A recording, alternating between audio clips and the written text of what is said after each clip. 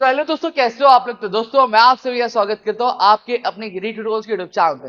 दोस्तों आज के इस लेक्चर में बेसिकली मैं वन शॉट आपको जो पहला चैप्टर है histography development in the west, ये मैं कवर करने वाला हूँ। ठीक है, और साथ ही साथ ये जो नोट्स होंगे, ये नोट्स आपका हमारा एप्लीकेशन कॉलेज एंड स्कूल का उसके फ्री मटेरियल सेक्शन में ये जो आपको नोट्स है ये आपको देखने मिल जाएंगे। तो चलिए ये करके हमें चीजें, अगर आपको चाहिए कि चैप्टर का भी आपके लिए क्या वन शॉट लेकर आओ तो please let me know in comment section, आपके लिए लेकर आ जाऊंगा।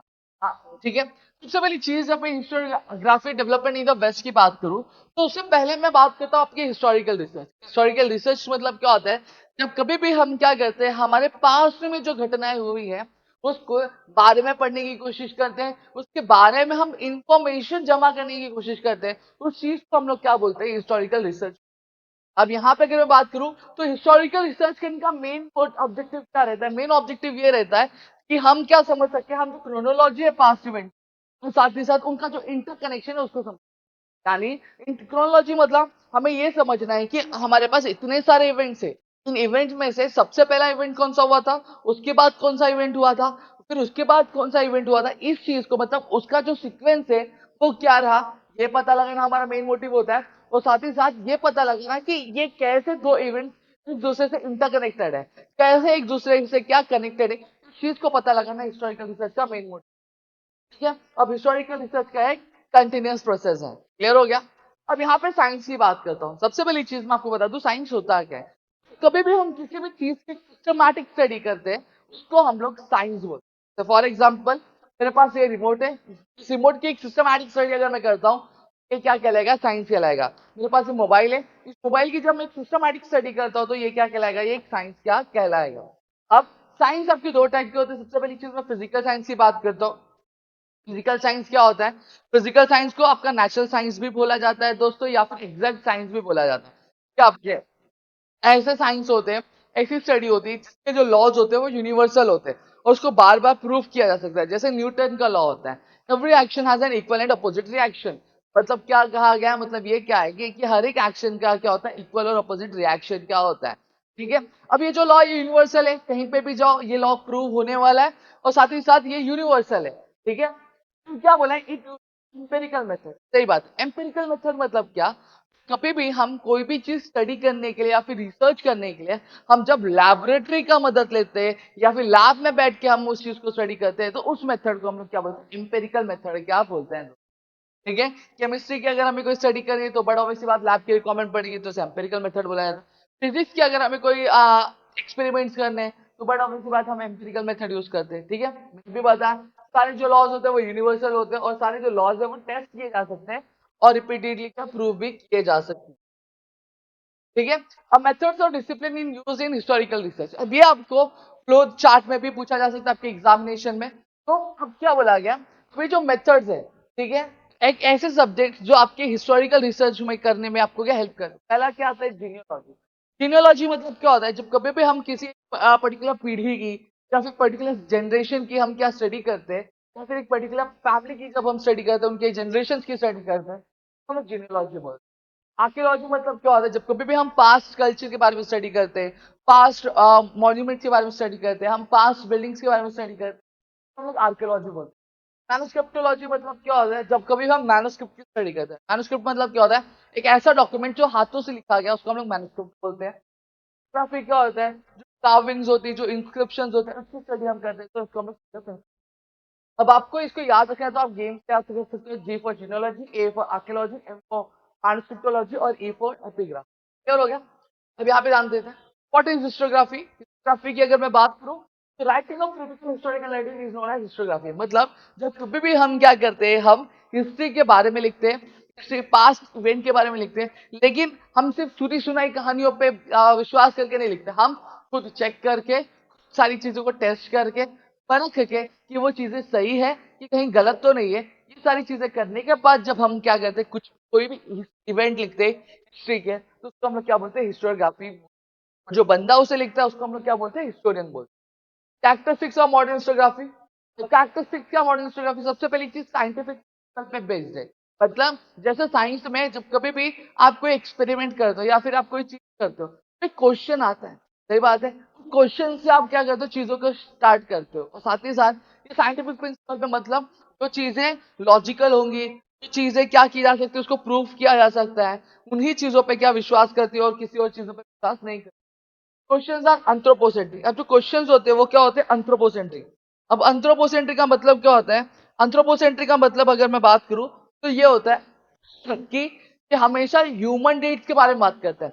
वो कभी डाइटीज यानी भगवान के बारे में नहीं बात करेगा, एविल्स यानी घोस्ट के बारे में नहीं बात करेगा। ये हमेशा इंसानों से रिलेटेड जो चीज करेंगे उसके बारे में क्या बात करता है दोस्तों। Answer to the questions are supported by reliable evidence. अब जो क्वेश्चंस हमने क्या किए थे, हमने फॉर्म किए थे, अब उसके अगर आंसर्स हमें मिलते हैं तो आंसर्स हमेशा एक सबूत के साथ आएंगे, आंसर्स हमेशा एक एविडेंस के साथ आएंगे, एक प्रूफ के साथ आएंगे। समझ में आ गया। और हिस्ट्री क्या करता है, हिस्ट्री एक ह्यूमन मैनकाइंड का एक जर्नी क्या प्रेजेंट करता है। सही बात है, हम कैसे स्टोन एज पीरियड में थे, फिर हम कैसे मेडिवल पीरियड में आए, हमारा ग्रोथ कैसे हुआ, हमारा डेवलपमेंट कैसे हुआ, इस बारे में हमें हिस्ट्री क्या बताना है। अब हिस्ट्री अगर मैं बात करूँ एक टर्म में, पहली बार जो टर्म है वो द्वारा किया था ग्रीक हिस्टोरियन हेरोडोटस द्वारा यूज किया गया। कौन सी सेंचुरी। अब इन्होंने एक बुक का नाम उन्होंने क्या लिखा रखा था, द हिस्टोरिकल रखा था। और आपकी जानकारी के लिए मैं बता दूं, जहां पे आपके 18th सेंचुरी में हर जगह साइंस साइंस चल रहा था, वहीं पे आपके 18th सेंचुरी में कॉटिंजन यूनिवर्सिटी पहला यूनिवर्सिटी था जिसके पास एक इंडिपेंडेंट डिपार्टमेंट था। किसके लिए, आपकी हिस्टोरिकल रिसर्च करने के लिए। ये हिस्ट्री के लिए एक इंडिपेंडेंट डिपार्टमेंट था। कौन सा ईयर है, 1737, वहां पे जर्मनी में। क्लियर हो गया। अब now what we are going to study is we are going to study about the some kind of famous scholars के बारे में पढ़ने वाले। पहले रेन-डेस्कार्ट की अगर मैं बात करूं तो रेन-डेस्कार्ट कुछ ऐसे स्कॉलर्स में इनकी गिनती आती थी जिन्होंने इंसिस्ट किया, जिन्होंने जोर डाला कि जब कभी भी हम क्या कर रहे हैं, हम हिस्ट्री को क्या कर रहे हैं, स्टडी कर रहे हैं, ठीक है, उसके पढ़ रहे हैं, तो जितने भी हिस्टोरिकल डॉक्यूमेंट्स हैं उसे हमें क्या करना है, क्रिटिकली एग्जामिन क्या करना चाहिए। साथ ही साथ इन्होंने एक बुक लिखी डिस्कोर्स ऑन द मेथड, जहां पे उन्होंने एक स्टेटमेंट लिखा, क्या लिखा, never to accept anything for true till all the grounds of the doubts are excluded। मतलब कभी भी किसी भी चीज पर भरोसा तब तक मत करो जब तक आपको उस चीज को लेकर पूरी क्लियरिटी नहीं मिल जाती है। समझ में आ गया। क्या था हमारे वोल्टेयर, वोल्टेयर का ओरिजिनल नाम क्या था, फ्रैंकोइस मारी आर्नोल्ड। ठीक है। अब ये क्या बोलते हैं, ये बोलते हैं हम social tradition, trade, economy, agriculture को भी, अब देखो जब हम हिस्ट्री पढ़ते हैं तो हम क्रोनोलॉजिकल इवेंट्स को बहुत ज्यादा क्या करते हैं, हम बहुत ज्यादा कंसीडर करते हैं, लेकिन ये बोलते हैं उसको तो करना ही चाहिए, लेकिन साथ ही साथ अगर मैं बात करूं तो सोशल ट्रेडिशन आपको करना चाहिए, ट्रेडिशन ट्रेड भी, इकोनॉमी, सभी चीजों के बारे में भी आपको लिखना है। जहाँ पे आप लड़ाई झगड़ों के बारे में लिख रहे हो, आप पॉलिटिक्स के बारे में लिख रहे हो, लेकिन वहीं पे आपको ये सारी चीजों के बारे में भी आपको क्या लिखना चाहिए।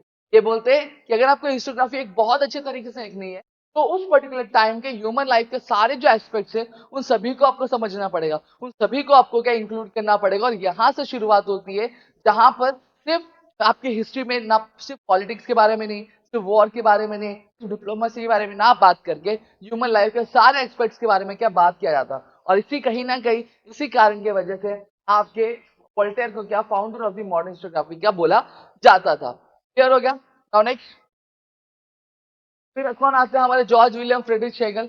जॉर्ज विलियम फ्रेडरिक शेगल एक जर्मन फिलोसोफर थे। अब इन्होंने क्या किया, इन्होंने क्या हिस्टोरिकल रियलिटी है वो क्या होनी चाहिए, वो एक लॉजिकल मैनर में क्या प्रेजेंट की जानी चाहिए, इसका कोई एक लॉजिक निकल कर एवे कुछ भी नहीं डाल देनी।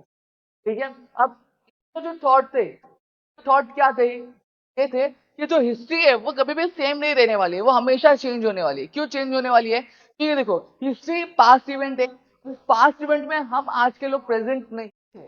ठीक है। आज हमें जो चीजें मिलती है उस हिसाब से हम क्या करते हैं, चीजों के बारे में बात करते हैं, लेकिन हो सकता है कल हम स्टडी करें और कल हमें कुछ नई चीजें पता चले, तो अभी है वो क्या चेंज हो जाएगी कि नहीं हो जाएगी, हो जाएगी। तो उसी चीज के बारे में क्या बोला है, convince that the historical methods were not of lesser quality. अब इन्होंने लोगों को समझाया भाई जो हिस्ट्री है, हिस्ट्री का जो हिस्टोरिकल रिसर्च मेथड है वो किसी भी तरीके से साइंटिफिक रिसर्च मेथड से किसी भी तरीके से कम नहीं है। शॉर्ट से आपकी दो बुक में इंसाइक्लोपीडिया ऑफ फिलोसफिकल साइंस और दूसरा था क्या, रीजन इन हिस्ट्री। ठीक है।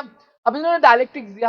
अब जॉर्ज फ्रेडरिक शेगल के हिसाब से अगर आपको किसी भी इंसान को अगर कुछ समझाना है तो आपको अगर जैसे कोई अच्छी चीज समझानी है तो आपको बुरा चीज क्या होता है वो भी बताना पड़ेगा। अगर आपको कोई खराब बताना है तो आपको ये भी बताना पड़ेगा कि अच्छा क्या होता है, तब उस इंसान को वो चीज जो कि बहुत अच्छे से समझ में आए।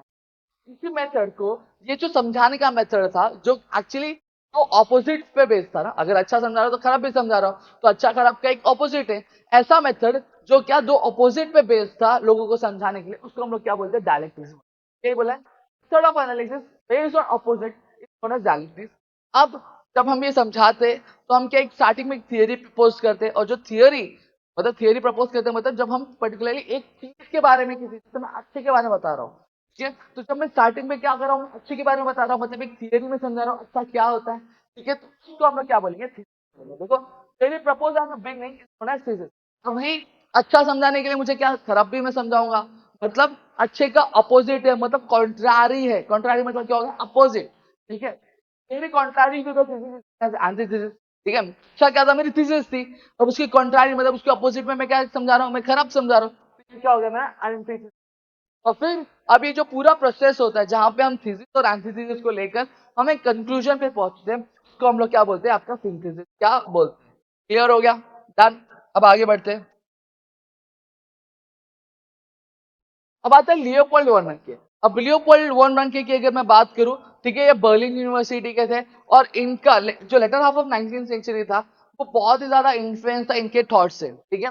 अब इन्होंने हमेशा क्रिटिकल मेथड जो था हिस्टोरिकल रिसर्च का, उसके बारे में बात किया, और इन्होंने साथ ही साथ हमेशा जोर ये डाला, भैया जो हिस्ट्री के जो इंफॉर्मेशन होनी चाहिए, वो हमेशा आपके जो होनी चाहिए, वो ओरिजिनल डॉक्यूमेंट से क्या गैदर क्या होनी चाहिए। साथ ही साथ इन्होंने all the types of documents associated with historical document need to examine carefully। अब इन्होंने बोला कि हमें ओरिजिनल डॉक्यूमेंट से इंफॉर्मेशन गैदर करनी चाहिए, साथ ही साथ ओरिजिनल डॉक्यूमेंट को भी हमें क्या करना चाहिए, एग्जामिन करना चाहिए कि भाई कहीं वो सही सही तो है, कहीं गलत तो नहीं है, इस चीज के बारे में भी हमें क्या चेक क्या करना चाहिए। साथ ही साथ इन्होंने क्रिटिसाइज किया क्या, इमेजिनेटिव नरेशन। हमने कई बार देखा ना कि मनगढ़ंत कहानियां होती है जो दिमाग में ही बनाई जाती है, उसका रियलिटी से कुछ लेना देना नहीं है, तो इस चीज को इन्होंने क्रिटिसाइज किया, ये इसके क्या बहुत ही सख्त खिलाफ है। दो बुक थी, एक का नाम था the theory and the practice of history, और दूसरे का नाम था the secret of world history. फिर आते हैं कार्ल मार्क्स। अब कार्ल मार्क्स क्या बोलते हैं, कार्ल मार्क्स ये बोलते हैं कि was not about abstract idea, it was about living people. मतलब हिस्ट्री जो थी वो इमेजिनेशन नहीं थी, एक इंसान किस तरीके से रहता है, वो अपनी लाइफ को कैसे सर्वाइव करता है, कैसे अपनी जरूरतों को पूरा करता है, उस चीज के बारे में। तो उन्होंने बोला जो ह्यूमन रिलेशनशिप्स है वो बनते कैसे, वो बनते एक दूसरे की जरूरत से, तो ये बोला गया human relation are shaped by the fundament of needs of the people and the ownership as well as the privilege of production to the needs. सही बात है, अगर आपको कुछ जरूरत है और उस चीज की जरूरत मैं आपको पूरी कर सकता हूँ, तो आपके मेरे बीच में एक रिलेशन बने। अगर आपकी जरूरत मैं फुलफिल नहीं कर पा रहा हूँ, तो आपकी मेरी दोस्ती कभी बनेगी नहीं, आपकी मेरी कभी बोलते ना कि एक बातचीत होगी, ह्यूमन नेचर, ठीक है। साथ ही साथ इन्होंने बोला कि जो मीन्स ऑफ प्रोडक्शन होता है, मतलब जो प्रोडक्शन मतलब कोई भी चीज बनाने के लिए जो एक जरूरत होती है, एक जो सोर्स ये रहता है, वो सोसाइटी के हर एक क्लास, मतलब जो अपर क्लास होता है, मिडिल क्लास होता है, लोअर क्लास होता है, सभी में इक्वली डिस्ट्रीब्यूट नहीं होता है। अपर क्लास होती है उनके पास बहुत ज्यादा होता है, जो मिडिल और लोअर होता है उनके में थोड़ा सा कम रहता है। के पास, जिस इंसान के पास वो चीज बहुत ज्यादा रहती है, वो क्या करता है, वो कम वाले को बहुत ज्यादा क्या हरास क्या करता है, और इसी की वजह से क्या होता है कि जो क्लासेस होते हैं, मतलब जो अपर क्लास, लोअर क्लास और मिडिल क्लास में इस तरह का डिवीजन हो जाता है, और इस डिवीजन क्या होता है, ये क्लास स्ट्रगल, ठीक है। और इन्होंने एक बुक लिखी जिसका नाम क्या था, डास कैपिटल, तो वही चीज है जो मैंने आपको समझा। अब एनालिस्ट स्कूल की बात करूं, एनालिस्ट स्कूल कब स्टार्ट हुआ था, आपकी फ्रांस में स्टार्ट हुआ था, ठीक है, कौन से जो 20th से स्टार्टिंग था उसमें। साथ ही साथ उन्होंने एक नया डायरेक्शन दिया था हिस्ट्री राइटिंग को, उन्होंने एक रुख मोड़ दिया कि भाई हिस्ट्री ऐसे नहीं इस तरह से लिखनी स्टार्ट किया, फ्रेंच हिस्टोरियन ने स्टार्ट किया था। इन्होंने बोला this was not only about politics diplomacy but also about climate agriculture trade etcetera. इन्होंने बोला कि हिस्ट्री जो सिर्फ पॉलिटिक्स डिप्लोमेसी के बारे में नहीं है भाई, क्लाइमेट एग्रीकल्चर ट्रेड के बारे में भी, ये चीज जो मैंने, ठीक है। फिर फेमिनिस्ट हिस्टोग्राफी आता है। फेमिनिस्ट हिस्टोग्राफी मतलब क्या होता है, फेमिनिस्ट हिस्टोग्राफी मतलब mean of history from the perspective of women. कभी भी हम क्या करते हैं, हम वुमेन्स हिस्ट्री को क्या करते हैं, वुमेन्स के पर्सपेक्टिव से वापस स्टडी करते हैं, तो उसको हम लोग फेमिनिस्ट हिस्टोग्राफी क्या बोलते हैं। अब यहाँ पे अगर मैं बात करूँ, साइमन डी ब्रेवियर की राइटिंग ने बहुत ज्यादा हेल्प किया कि फेमिनिस्ट हिस्टोग्राफी के हम क्या फंडामेंटल्स क्या कर सकते हैं, हम स्टैब्लिश क्या कर सकते हैं। साथ ही साथ अगर मैं बात करूं, तो उन्होंने हिस्टोरिकल रिसर्च को बहुत ही ज्यादा गहराई में क्या किया, हर एक जो एस्पेक्ट था वुमेन्स की लाइफ को उन्होंने स्टडी किया। अब ईयर 1990 के बाद अब फेमिनिस्ट हिस्टोग्राफी था उसको एक इंडिपेंडेंट क्लास देखा जाने लगा जहाँ पे इनके बारे में स्टडी क्या किया जाता था। यहाँ पे एक पॉइंट मेंशन है, मैं वो आपको बता दूं, सिर्फ फेमिनिस्ट हिस्टोग्राफी मतलब सिर्फ ये नहीं था कि हम वुमेन्स के पर्सपेक्टिव से हिस्ट्री को वापस स्टडी करें। वो फेमिनिस्ट हिस्टोग्राफी मतलब ये भी था कि वो कहीं ना कहीं मेल डोमिनेटेड पर्सपेक्टिव से भी वापस से हिस्ट्री को क्या स्टडी क्या करते थे। तो माइकल फोकल्ट की बात करें, माइकल फोकल्ट की अगर हम बात करें तो माइकल फोकल्ट ने क्या आर्ग्यू ये किया, जो हिस्टोरिकल इवेंट्स है वो क्रोनोलॉजिकल ऑर्डर में नहीं अरेंज करने चाहिए। साथ ही साथ आर्कियोलॉजी जो है वो हमें कभी भी अल्टीमेट ट्रूथ के बारे में नहीं बताता है, हमें सच्ची घटनाओं के बारे में नहीं बताता, वहां से भी हमें एक आइडिया देता है। क्या है? उन्होंने अपने मेथड को क्या बोला है, आर्कियोलॉजी ऑफ नॉलेज क्या बताया। यहाँ पे दो चीजें और है, मैं आपको बता दूं कि उन्होंने कहीं ना कहीं अपने बुक का भी नाम आर्कियोलॉजी ऑफ नॉलेज रखा। साथ ही साथ इन्होंने ये कोशिश की कि हमें हमें जो एडमिनिस्ट्रेशन है उसके बारे में पढ़ना चाहिए, जो जेल में जो प्रिजनर्स है उनके बारे में भी लिखना चाहिए, साथ ही साथ जो दवाइयां बन रही उसके बारे में भी लिखना चाहिए, जो बीमारियां फैल रही है उसके बारे में भी हमें क्या इंक्लूड क्या करना है। ठीक है, आई होप आपको यहाँ पे पूरी चीजें क्लियर हो गई। ये 3 का नोट्स है, अगर आप बोलोगे तो मैं आपको फ्री मटेरियल सेक्शन में प्रोवाइड करा दूंगा। ठीक है, मुझे कमेंट सेक्शन में बता देना। और यहाँ पे मैंने पूरा जो चैप्टर है वो खत्म कर दिया। आई होप आपको चीजें यहाँ पे समझ में आ गई होंगी। Still if you have any kind of doubt please do let me know in the comment. मैं आपके लिए ऐसे और कई सारे वीडियोस कराते रहूंगा। तो मिलेंगे हमारे अगली वीडियो में, तब तक के लिए घर पर सुरक्षित, अपना ध्यान रखना दोस्तों।